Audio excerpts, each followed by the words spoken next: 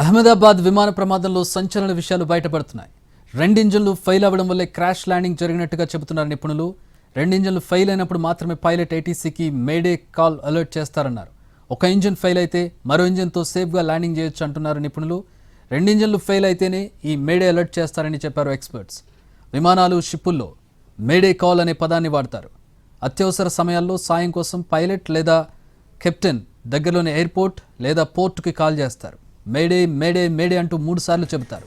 May Day అనేది French పదం. దీన్ని 1920 నుంచి వాడుతున్నారు. మేడే అలర్ట్ రాగానే వెంటనే విమానం ల్యాండింగ్ కోసం క్లియరెన్స్ ఇస్తారు. అహ్మదాబాద్ విమాన ప్రమాదానికి ముందు పైలట్ ఏటీసీకి మేడే కాల్ చేశారు. మేడే మేడే అంటూ అలర్ట్ చేశారు 3 సార్లు. వెంటనే ఏటీసీ స్పందించింది. కానీ క్షణాల్లోనే ఘోరం జరిగిపోయింది.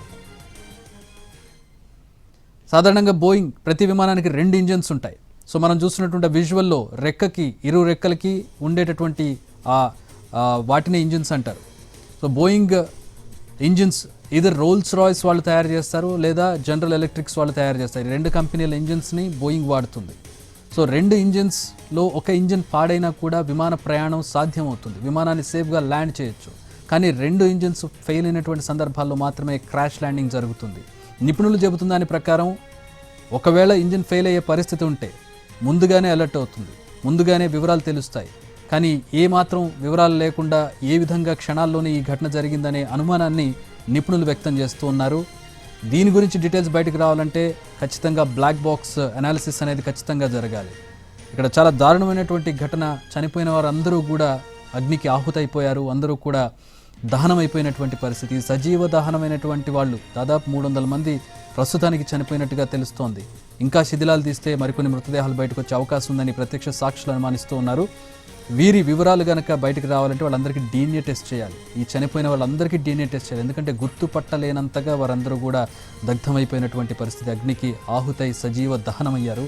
వీరందరి మృతదేహాలను వారి కుటుంబ సభ్యులకు అప్పచెప్పాలంటే ముందుగా వాళ్ళ DNA శాంపిల్స్ తీసుకోవాలి, వీళ్ళ DNA శాంపిల్స్ తీసుకోవాలి. మ్యాచ్ అయినటువంటి వాళ్ళని వాళ్ళ కుటుంబ సభ్యులకు అప్పచెప్పాలి.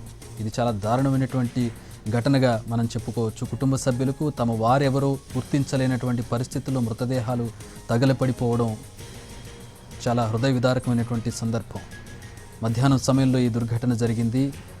భారత్లో జరిగినటువంటి విమానయాన ప్రమాదాల్లో అత్యంత దారుణమైన, అత్యంత పెద్ద దుర్ఘటనగా దీన్ని మనం చూడొచ్చు. ఎన్నో ఆశలతో, ఎన్నో ఆశయాలతో లండన్ బయలుదేరినటువంటి ఫ్లైట్ ఈ రకంగా ఎండ్ అవుతుందని, వాళ్ళ లైఫ్స్ ఈ విధంగా అవుతాయని చెప్పి ఎవరు కూడా ఊహించి ఉండరు. ఒక నిర్లక్ష్యమా, లేదంటే సాంకేతిక లోపమా, లేదంటే మానవ తప్పిదమా, కారణం ఏదైనా కూడా అమాయకులైనటువంటి సుమారు 300 మంది చనిపోయారు. కారణాలు ఏవైనా కూడా బయటకు రావాల్సి ఉంది. ఒకవేళ నిజంగా ఓ విమానయాన సంస్థ లేదంటే కొందరు మనుషులు దీనికి కారణమైతే ఖచ్చితంగా వారిని శిక్షించాల్సినటువంటి అవసరం కనబడుతుంది. దానితో పాటు ఫ్యూచర్లో ఇలాంటి ఘటనలు జరగకుండా, ఇలాంటి నిర్లక్ష్యాలు చోటు చేసుకోకుండా పౌర విమానయాన శాఖ ఖచ్చితమైన, కఠినమైన నిబంధనలు రూపొందించాలి. వాటిని అమలు చేయాలి. రూపొందించడం, అమలు చేయడం రెండు చాలా డిఫరెంట్ థింగ్స్గా మనం చెప్పుకోవచ్చు. నిబంధనలు మన భారతదేశంలో చాలా కఠినమైన నిబంధనలు ఉంటాయి పేరుకి. అమలు మాత్రం, కార్యాచరణ మాత్రం జరగదు. ఫ్లైట్ డిలే అవుతుంది అంటే అక్కడ ఉండేటువంటి ప్యాసింజర్స్ ఆందోళన చేసే వరకు కూడా వాళ్ళకి వివరాలు తెలియదు.